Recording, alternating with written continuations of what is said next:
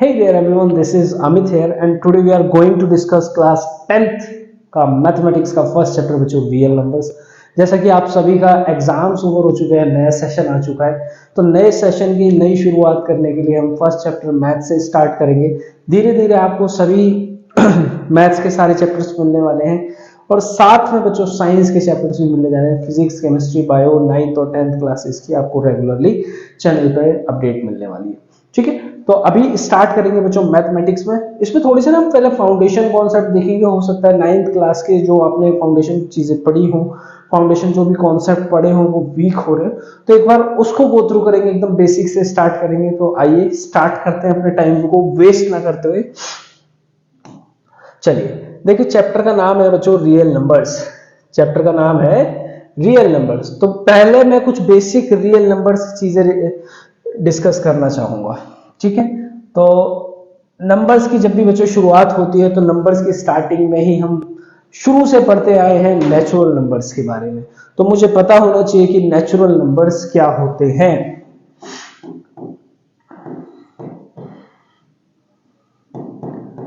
तो पहला सवाल कि बच्चों नेचुरल नंबर्स क्या होते हैं, तो बहुत ही सिंपल है। अगर मैं आप लोगों से पूछूं, बच्चे बताइए इस रूम में कितनी चेयर्स रखी या फिर आपके घर पे कितने फैंस लगे हुए हैं, तो आप जब भी काउंटिंग नंबर्स की बात होगी, आप काउंटिंग कहाँ से स्टार्ट करते हैं? ऑब्वियसली हम 1 से स्टार्ट करते हैं। कहाँ से स्टार्ट करते हैं बच्चों?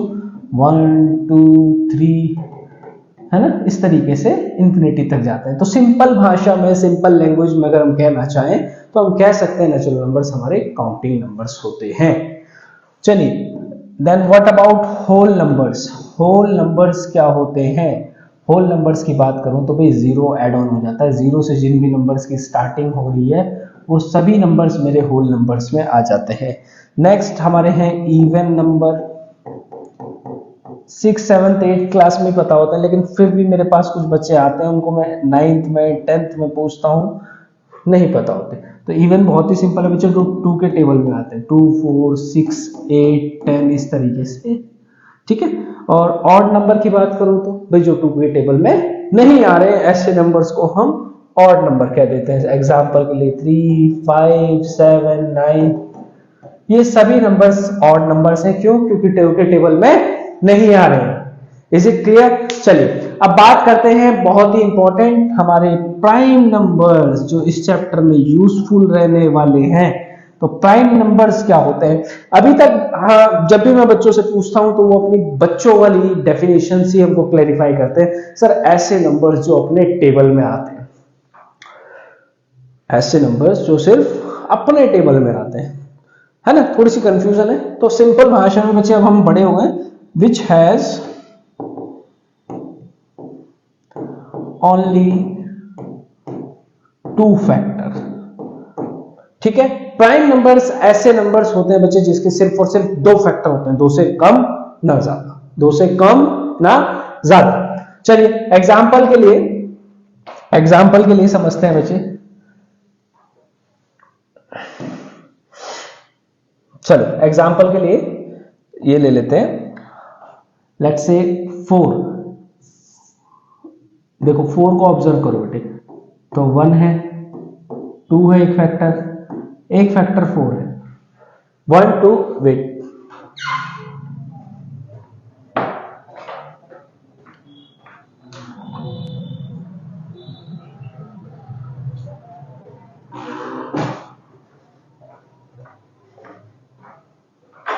हाँ जी। तो प्राइम नंबर्स की बात कर रहे थे। प्राइम नंबर्स, चलिए जैसे मैं बात करूं बच्चे 2 3, अब सवाल आता है कि 2 और 3 प्राइम नंबर्स हैं या नहीं। 2 और 3 प्राइम नंबर्स हैं या नहीं, और है तो हमें कैसे पता लगेगा कि ये 2 और 3 प्राइम नंबर है? तो भाई 2 किस किस के टेबल में आता है? सिंपल सा, एक तो 1 के टेबल में आता है और 2 के। तो कितने फैक्टर हुए बच्चे? Only 2 factor, only 2 factors. ठीक है, ऐसे ही मैं बात करूं बच्चे 3 किस किस के टेबल में आता है? भाई या तो 1 के टेबल में आएगा या 3 अपने ही टेबल में आएगा। तो कितने फैक्टर हैं? Only 2 factors. ठीक है, तो प्राइम नंबर्स आज के बाद आप नहीं भूलोगे जिसके सिर्फ और सिर्फ 2 फैक्टर होते हैं, एक इटसेल्फ और एक 1। ऐसे नंबर्स को क्या कहा जाता है? प्राइम नंबर्स कहा जाता है बच्चों। ठीक है, इसके बाद आते हैं हमारे कंपोजिट नंबर्स। कौन से नंबर्स? Composite number. इससे लेके तो बहुत ही ज्यादा बच्चे कंफ्यूज रहते हैं, आई डोंट नो व्हाई। ठीक है, अब कंपोजिट नंबर्स क्या होता है? Which has more than two factors. भाई प्राइम नंबर के सिर्फ और सिर्फ दो फैक्टर थे। अब ऐसे ही कंपोजिट नंबर की मैं बात करूं तो दो से ज्यादा फैक्टर रहने वाले हैं, more than two factors, more than two factors. चलो एग्जांपल दें, चलो थोड़ा सा एक एग्जांपल से समझते हैं किसके बारे में बच्चे? कंपोजिट नंबर के बारे में। किसके बारे में? कंपोजिट नंबर के बारे में। कौन कौन से हो सकते हैं कंपोजिट नंबर्स? चलो बेटे आप इधर आ जाइए।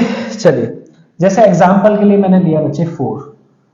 अब भाई 4 किस किस से इस 4 के फैक्टर्स कौन कौन होंगे, किस किस के टेबल में 4 आता है? तो चलिए फाइंड करते हैं। भाई 1 के टेबल में आता है, 2 के टेबल में भी आता है, और अपने खुद के टेबल में भी तो आता है। 4 1 जा 4। तो यहां पे बचे दो फैक्टर तो ये रहे, और एक फैक्टर बढ़ गया तो दो से ज्यादा factor, more than two factors.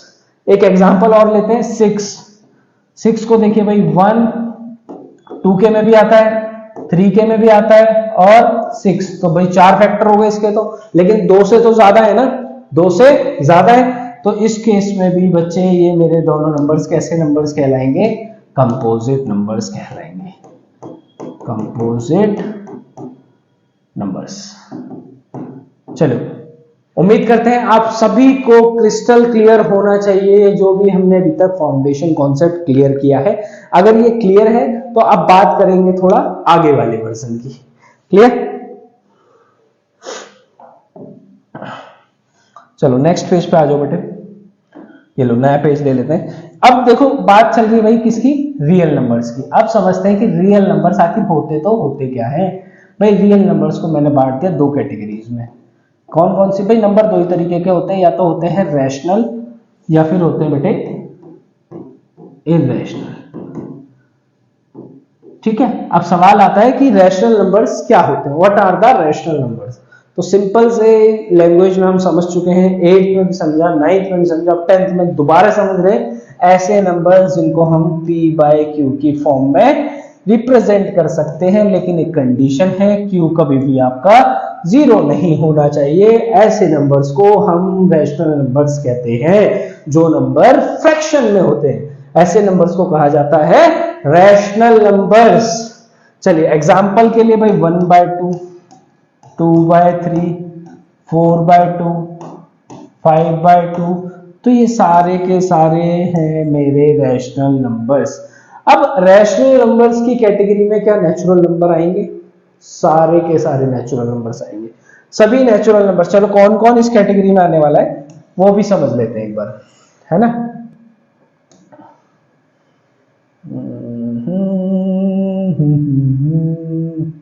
देखो बेटे रैशनल की कैटेगरी की बात करूं तो मैं रैशनल की कैटेगरी में कौन कौन आने वाला है वो समझ लेते हैं एक बार। देखो सभी नेचुरल नंबर्स, जितने भी मेरे नेचुरल नंबर्स हैं, क्या होल नंबर भी आएंगे? बिल्कुल जी, होल नंबर भी आएंगे। क्या इवन? बिल्कुल भाई, इवन नंबर्स हो गए, ऑड नंबर्स हो गए, प्राइम नंबर्स हो गए, कंपोजिट नंबर्स हो गए। ठीक है, तो ये सभी रैशनल वाली कैटेगरी में इजीली हम we can identify. Clear? Okay चले अब इररेशनल में कौन आएगा? भाई सारे के सारे नंबर्स, मोस्टली इंटीजर्स भी आ गए भाई। इंटीजर्स मतलब ये नंबर लाइन है, ये जीरो, यहाँ सारे पॉजिटिव नंबर्स, यहाँ सारे नेगेटिव नंबर्स। ठीक है, तो नेगेटिव पॉजिटिव पूरी की कैटेगरी इंटीजर्स वाली भी किस में आएगी बेटे? रैशनल की कैटेगरी में आने वाली है। क्लियर है? क्लियर है, वेरी गुड। चलो अब इररेशनल में कौन आएगा फिर? कमेंट में बताइए। इररेशनल वाली कैटेगरी में कौन आएगा फिर? भाई जिसको हम p बाय q की फॉर्म में रिप्रेजेंट ही नहीं कर सकते, ऐसे नंबर्स किस में आ जाएंगे? इररेशनल की। देखो सबसे पहले भाई पाई। आधे बच्चे कहेंगे पाई कैसे सर? पाई तो 22/7 होता है, बार बार हम अप्लाई कर रहे हैं। नहीं बेटे, ये आपकी अप्रॉक्स वैल्यू है, बस कैलकुलेशन के लिए आपको दे दी जाती है। पाई की एग्जैक्ट वैल्यू क्या है आज तक कोई नहीं फाइंड कर पाया, क्योंकि पाई की जो वैल्यू है वो नॉन टर्मिनेटिंग, नॉन रिपीटिंग वाली कैटेगरी में है बेटे, ठीक है। तो that is why pi is a irrational number. जिन भी नंबर्स का परफेक्ट स्क्वायर नहीं है, जिन भी नंबर्स का परफेक्ट स्क्वायर अवेलेबल नहीं है, जैसे √2, √3, √5, √6, √7, √8, इनका परफेक्ट स्क्वायर है ही। तो ये सारे के सारे नंबर्स किस कैटेगरी में आने वाले हैं? इरेशनल की कैटेगरी में आने वाले हैं। चलिए ठीक है, आगे बढ़ते हैं। अब समझते हैं इस चैप्टर का बहुत ही इंपॉर्टेंट पार्ट। क्या है भाई वो इंपॉर्टेंट पार्ट? चलो जी, तो वो इंपॉर्टेंट पार्ट है fundamental theorem of arithmetic. Sorry, ये क्या बोला है? नाम सुनते ही बच्चों को डर लग रहा है, फंडामेंटल थ्योरम ऑफ अरिथमेटिक। तो बच्चों बहुत ही सिंपल है अगर आप इसको समझें तो, ठीक है। क्या कहती है ये कह रही है कि भैया every composite number can be factorise. अभी कंपोजिट नंबर समझे हमने, दो से ज्यादा फैक्टर्स होते हैं, मोर देन 2 फैक्टर्स होते हैं। तो भाई जितने भी कंपोजिट नंबर है उसको आप फैक्टराइज करोगे तो product of prime and this factorisation is unique. मतलब क्या है? चलो एग्जांपल से समझते हैं, ज्यादा अच्छे से समझ में आएगा। एग्जांपल से समझेंगे इसको थोड़ा सा। चलिए बेटे, एग्जांपल के लिए भाई कंपोजिट नंबर 4 है मेरे पास, इसके प्राइम फैक्टर्स किए जाए तो 1 के टेबल में आता है, 2 के टेबल में आता है और अपने ही टेबल में आता है, ठीक है। तो ये कैसा नंबर है बेटे? कंपोजिट नंबर है। अब क्या करें, इसके प्राइम फैक्टराइजेशन कर लो जी। 2 से किया 2 आ गया, 2 से किया 1 आ गया। तो प्राइम फैक्टराइजेशन 4 की गई तो क्या मिला बेटे? 2 × 2। तो प्राइम फैक्टर जब भी आप कंपोजिट नंबर को करोगे तो आपको क्या मिलेगा? Product of prime numbers. Product of prime numbers. भाई 2 कैसा नंबर है? प्राइम नंबर है। 2 कैसा नंबर है? प्राइम नंबर है। नहीं आया समझ? चलो एक और एग्जांपल लेते हैं। एग्जांपल 6, या बड़ा नंबर ले लो, 12 ले लो, ठीक है। 12 कंपोजिट नंबर है भाई। कैसे कंपोजिट नंबर है? 2 के टेबल में भी आता है, 1 के टेबल में भी आता है, 3 में भी आता है, 4 में भी आता है, 6 में भी आता है। तो 2 से ज्यादा फैक्टर्स हैं, 2 से ज्यादा फैक्टर्स हैं। तो अब चेक करते हैं कि भाई ये फंडामेंटल थ्योरम क्या कह रही है। ये फंडामेंटल थ्योरम कह रही है कि जब भी आप इसका प्राइम फैक्टराइजेशन करोगे तो करो जी। क्या मिला? 2 की पावर 2 × 3। किसका प्राइम फैक्टराइजेशन? 2। तो ये जो प्रोडक्ट में नंबर मिलेंगे ना बेटे, ये प्राइम नंबर्स होंगे हमेशा। Got it? क्लियर? तो ये जो प्राइम, ये क्या है मेरे? प्राइम नंबर्स होंगे। कैसे नंबर्स होंगे? Prime numbers. इतनी सी बात को आती है कौन? मेरी फंडामेंटल थ्योरम ऑफ अरिथमेटिक। उम्मीद की जाती है आप सभी को क्लियर होगी। चलिए आप समझते हैं इस चैप्टर का बहुत ही इंपॉर्टेंट पार्ट जो कि हम डिस्कस करेंगे अब। देखो वैसे तो 6, 7, 8 में हमने प्राइम फैक्टराइजेशन सभी को आता होगा, लेकिन क्लास 10th में फर्स्ट एक्सरसाइज में फर्स्ट क्वेश्चन में आपसे पूछा गया है क्या? प्राइम फैक्टर्स निकालने हैं आप लोगों को। क्या निकालने बेटे? Prime factors. चलिए जी, प्राइम फैक्टर्स निकालिए। फिर कह रहा है express each number as a product of its prime factor. तो क्या बहुत ही बड़ा टास्क है? क्या बहुत ही बड़ा टास्क है? मुझे तो नहीं लगता ऐसा। तो प्राइम फैक्टर निकालने के लिए भाई 140, 2 से किया क्या मिला? 70, 2 से किया 35, किससे करूं? 5 से। 7 आ गया, 7 से किया 1 आ गया। ये है बच्चे प्राइम फैक्टराइजेशन। क्या है ये हमारा? Prime factorisation.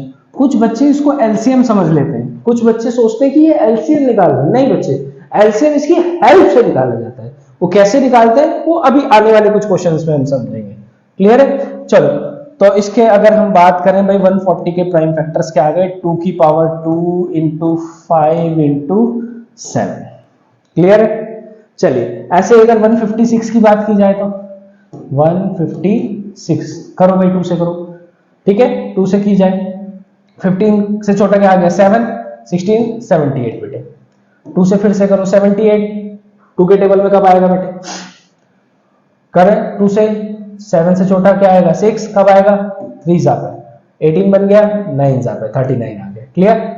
अब किससे करें बेटे 39, 13 से कर दें भाई, 3 से या 3 से कर दो, है ना, 1 जा 3 जा। अब किससे कर दो 13 से, 1 आ गया। तो 156 के फैक्टर्स क्या आ गए बेटे 2 की पावर 2 इंटू 3 इंटू 13, ये क्या आ गया इसके प्राइम फैक्टर्स आ गए। तो बहुत ही इजी है बच्चों प्राइम फैक्टर निकालना।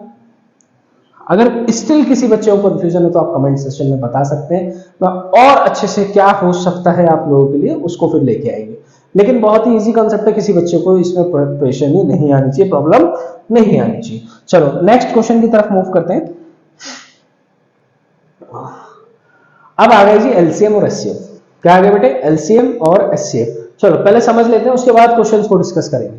देखो अभी हमने क्या निकाले बेटे प्राइम फैक्टर्स करे थे, किसके करे थे भाई, अलग अलग नंबर्स के करे थे।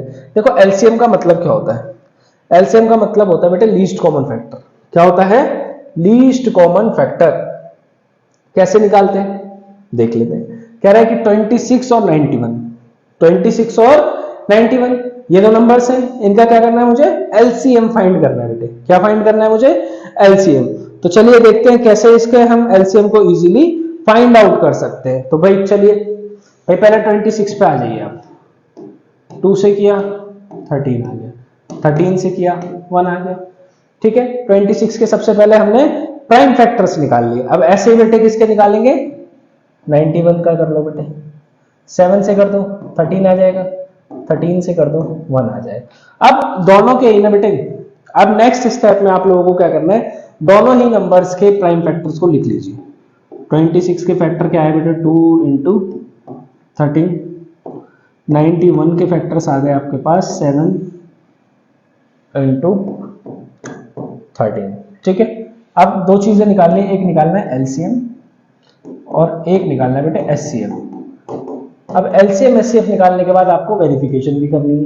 ये वेरिफिकेशन कैसे करनी है वो भी आगे समझेंगे। पहले एलसीएम देखो बेटे, एलसीएम के लिए आप देखो कॉमन क्या है भाई 13 दोनों में कॉमन है, लिख दीजिए।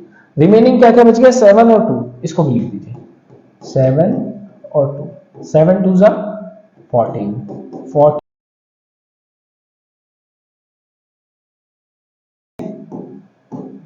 ऐसे एचसीएफ में क्या करें, एचसीएफ में भी देखो सिर्फ और सिर्फ कॉमन वाला पोर्शन लेना है, जो बच गया उससे हमें कोई लेना देना नहीं है। एचसीएफ में सिर्फ और सिर्फ कॉमन पोर्शन लेंगे, जो बच गया उससे हमें कोई लेना देना नहीं है।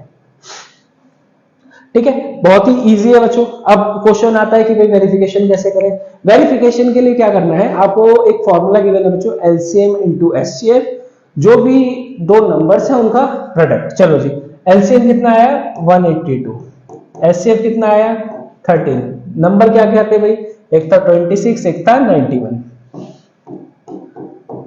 ठीक है 182 की आपको अब किससे मल्टीप्लीकेशन करनी है बेटे 13 से, और ऐसे ही 26 इंटू 91 भी करना है। चलिए जी करते हैं।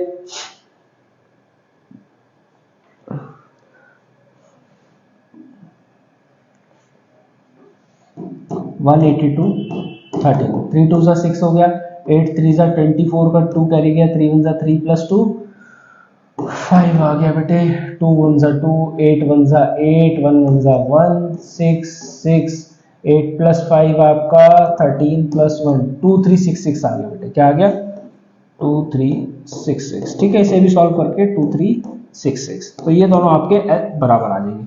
अगर ये दोनों इक्वल आ रहे हैं तो आप कह सकते हैं सिंपली कि आपका ये जो एलसीएम और एचसीएफ आपने निकाले एकदम करेक्ट है बेटे। क्लियर है। चलो उम्मीद करते हैं कि आप सभी को एलसीएम और एचसीएफ अब इजीली आप निकाल पाएंगे। चलिए एक बार एक क्वेश्चन और देख लेते हैं कि 3 नंबर वाला कैसे निकाले जाए।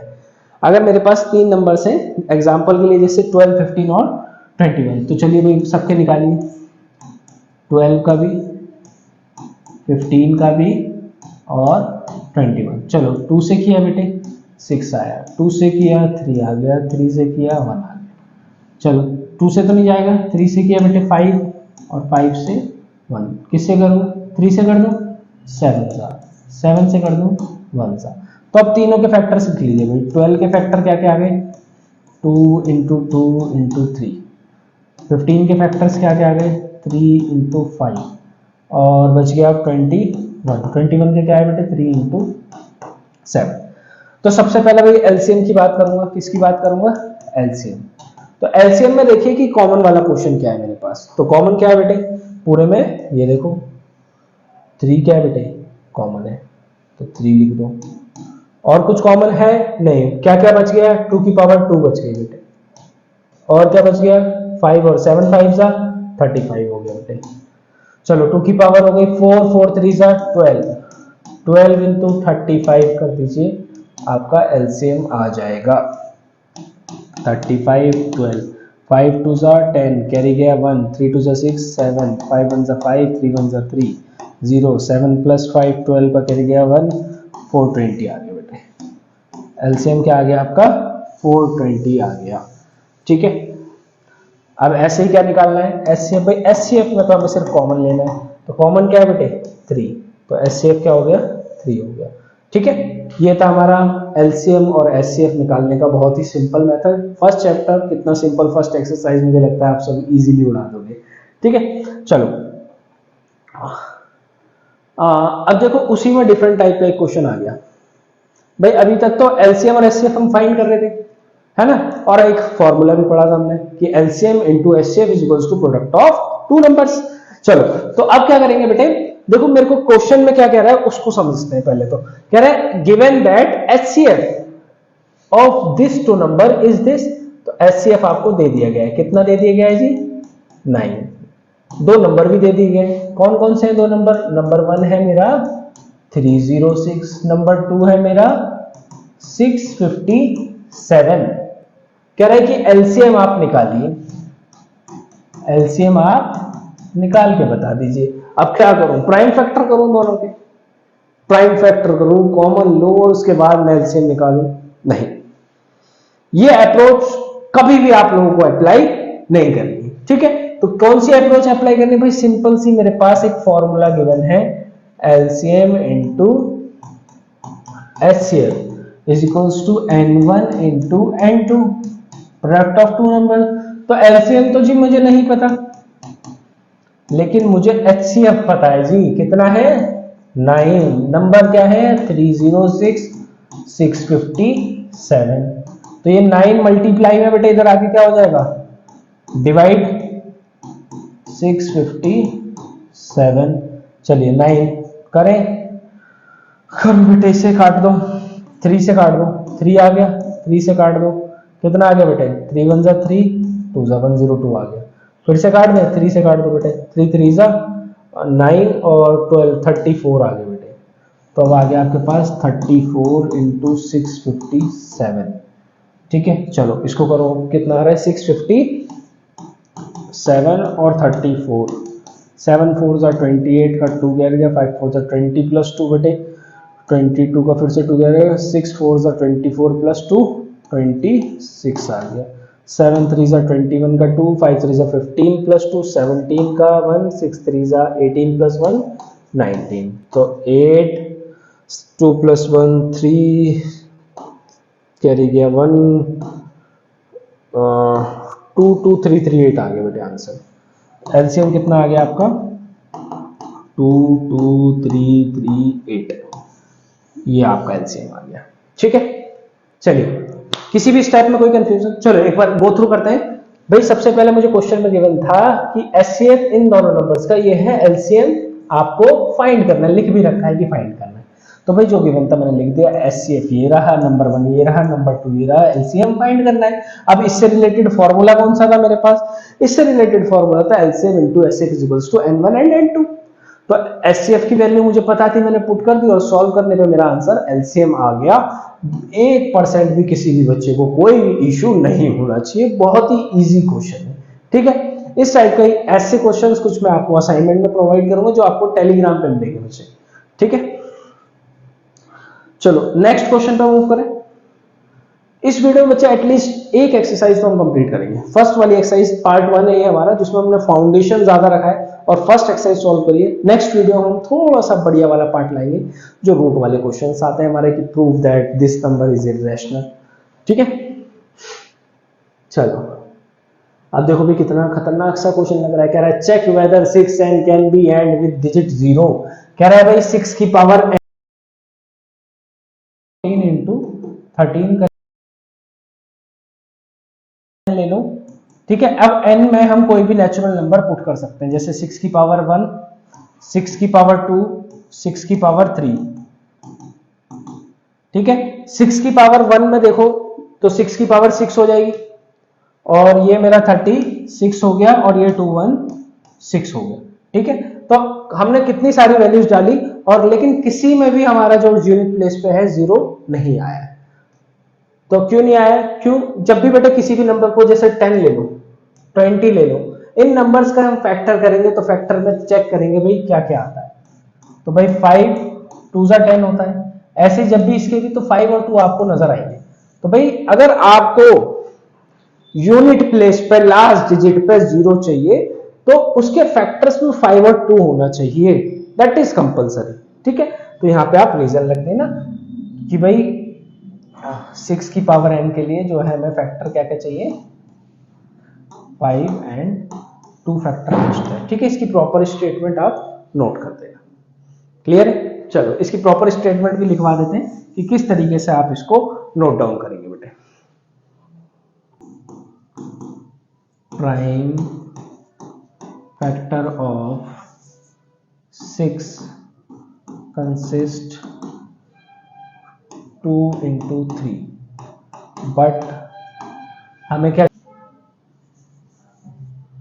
फॉर 6 की power n and with 0 we always require factor 2 and 5, ठीक है। तो जब भी आपको बेटे 2 और 5 चाहिए ही होगा। Is it clear? चलो कुछ बच्चों को नहीं आया, एक बार गो थ्रू कर लेते हैं। कह रहा है कि भाई चेक वेदर कि 6 की पावर n जो है क्या एंड हो सकती है 0 के साथ। तो भाई 6 की पावर n में हमने कुछ भी रख लिया, n मतलब कुछ भी हो सकता है, 1 2 3 10 11 12। तो हमने चेक किया भाई नहीं आया, यहाँ भी नहीं आया, यहाँ भी नहीं आया। क्यों नहीं आया? क्योंकि भाई 5 और 2 जब तक नहीं होंगे किसी के प्राइम फैक्टर्स में तो 0 नहीं आएगा, ऐसा रूल है, ठीक है। तो सिंपली आप लिख दीजिए प्राइम फैक्टर्स ऑफ 6 की पावर n कंसिस्ट ऑफ 2 की पावर, यहाँ पे फैक्टर क्या आ रहा है 6 के 2 और 3, तो 6 की पावर n क्या है, कभी भी 0 से एंड नहीं करेगा, क्योंकि हमें 0 के लिए फैक्टर चाहिए बेटे 2 and 5। क्लियर है? चलिए नेक्स्ट मूव करते हैं बेटे, आगे मूव करते हैं नेक्स्ट क्वेश्चन पे। चलिए नेक्स्ट क्वेश्चन क्या कहता है? नेक्स्ट क्वेश्चन कह रहा है कि explain this are composite numbers. भाई कंपोजिट नंबर्स क्या होते हैं? अभी अभी समझाया हमने, जिसके 2 से ज्यादा फैक्टर्स है। तो ये आपको थोड़ा सा कैलकुलेशन करनी और चेक करना है कि भाई कंपोजिट नंबर वाली चीजें आ रही है नहीं आ रही। क्या दे रखा है? 7 इंटू 11 इंटू 13 प्लस 13। तो भाई देखो ध्यान से 13 कॉमन है इसमें, तो और बचा क्या 7 इंटू 11 इंटू 1 प्लस में 1, तो 7 11 सा 77 प्लस 1 80, और यहाँ क्या आ गया 13। भाई 13 तो प्राइम नंबर हो गया, लेकिन इसके क्या होंगे, बहुत सारे फैक्टर्स आ जाएंगे। तो सिंपली ये क्या है, यस इट्स कंपोजिट नंबर, ठीक है। ये वाला आपको होमवर्क में ट्राई करना है, होमवर्क में ये वाला ट्राई करना है, बहुत ही इजी, ठीक है। कंपोजिट नंबर है। Is it clear? चलिए उम्मीद करता हूं बहुत ही क्रिस्टल क्लियर होंगे ये आज के कॉन्सेप्ट्स। चलिए आज की क्लास में इतना ही, आने वाली क्लासेस में डिस्कस करेंगे नेक्स्ट एक्सरसाइज। इसका 2 ही पार्ट रहने वाले, पार्ट 1 में जो आज हमने सारी चीजें डिस्कस की। चलिए मिलते हैं नेक्स्ट क्लास में, सभी को tata bye bye, see you.